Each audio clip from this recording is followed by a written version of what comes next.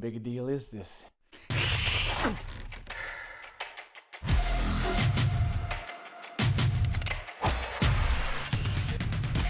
This is just the beginning. That's fantastic.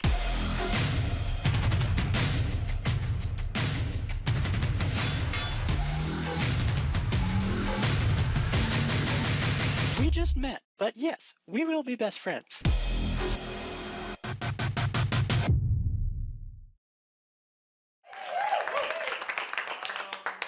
Couple things to talk about. Third annual, so we should explain more like what SeriesFest is, but I want to know how it started, and then hopefully that'll explain like sort of what it is, and we'll talk about the evolution of it. So how did SeriesFest start for the two of you 3 years ago?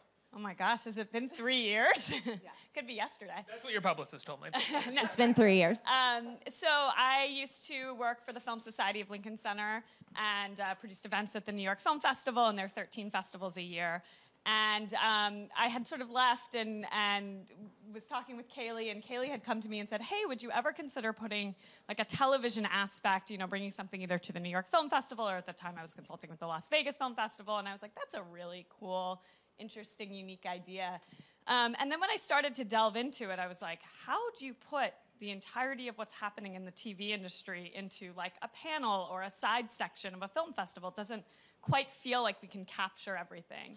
And so I started to meet with some networks, and one thing that became very obvious to me quickly was everybody's hungry for diverse and new and creative content.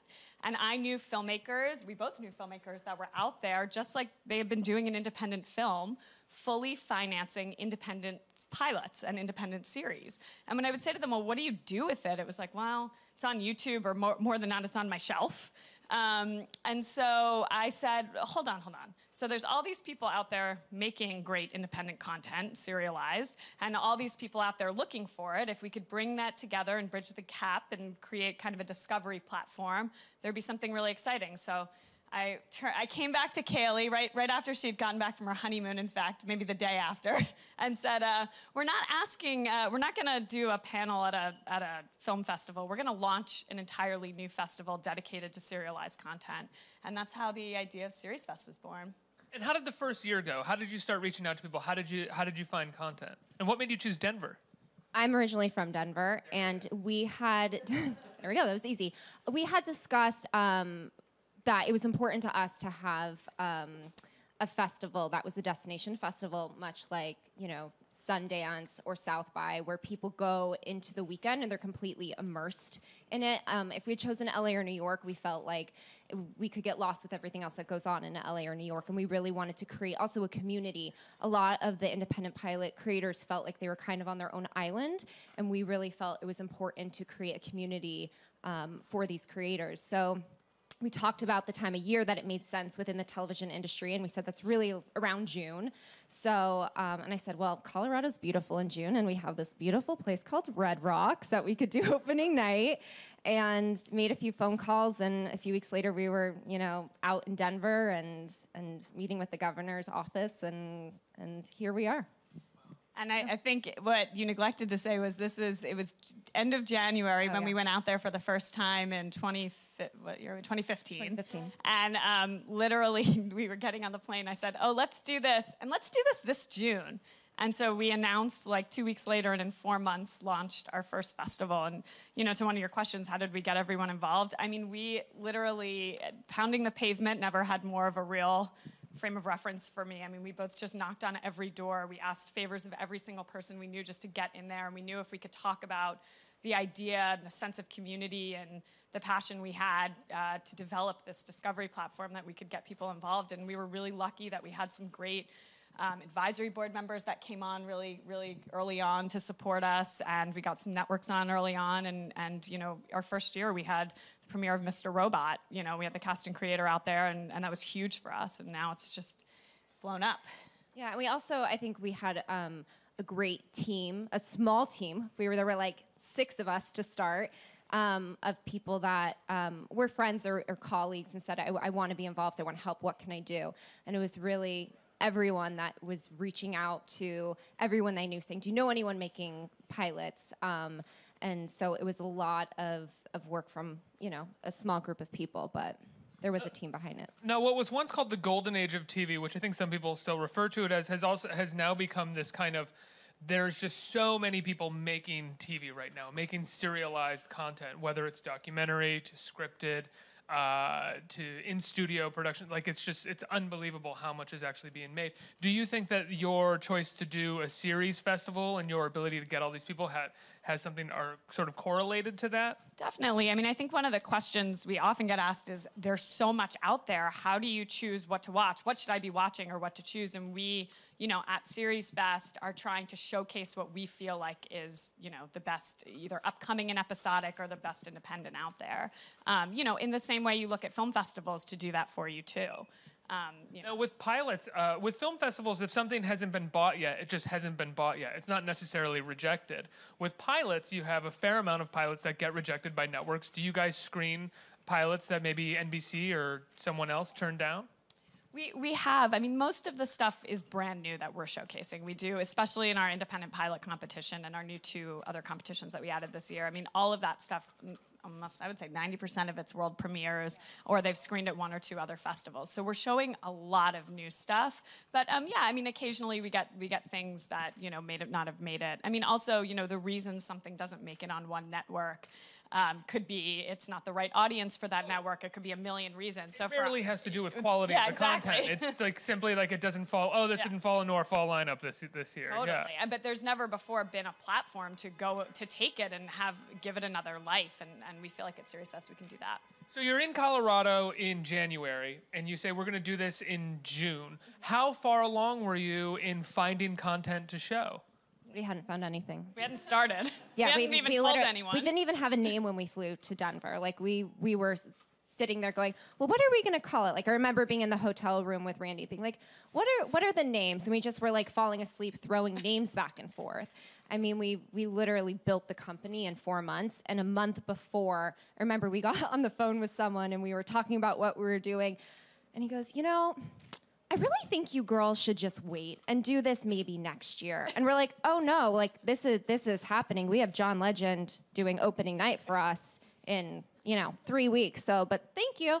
And, we went and had 26 independent pilots that year. We had, I think, 9 network premieres and sneak peeks. And we did that year like 8 panels. And I mean, it just was this, I don't know, very successful first year. I mean, for us, we were a little bit like, oh my gosh, was this a fluke? Is this gonna, what's next year gonna be like? So I think year 2 was even more nerve-wracking because we felt like, oh, we created this thing, now all eyes are on us. Like, what's gonna happen?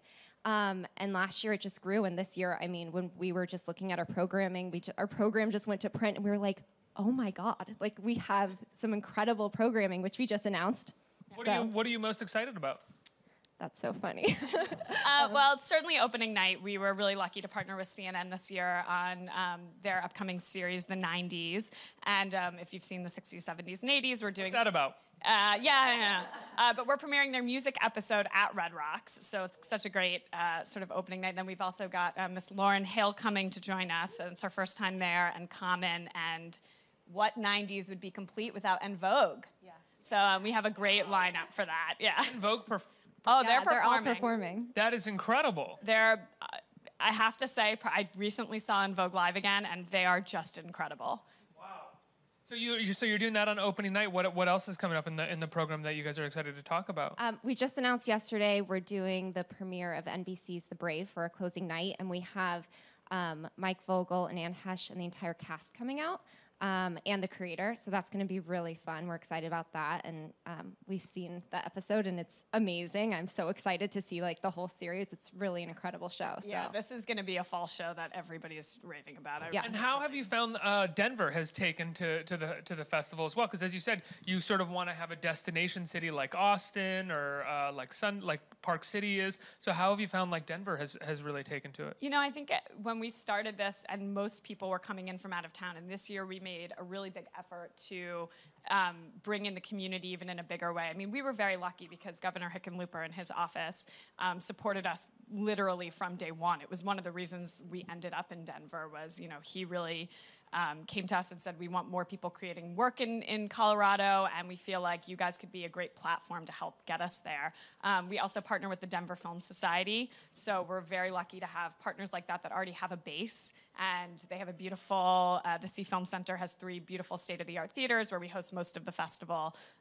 So, you know, we had kind of these core pieces in place, and this year we've just grown and added. I mean, we've got so many wonderful like vendors and restaurants and party spaces and the cable center that have come, and you know, local chapters like of NAMIC and of SAG-AFTRA, and that have really come to support us in even a bigger way this year. And so it's really, I think it's just grown like wildfire this year, especially in that way, especially in the local community. Do you find that it grows on its own, or every year you guys as creators are kind of challenging yourselves more and more to expand and build it? I think a little bit of both. I think there's more awareness now of it, but this year it was definitely important to us to become aware, especially in Colorado. We almost felt like this was happening, and some people didn't know it was going on in Denver. So a lot of people from New York and LA were coming in, as Randy said. So.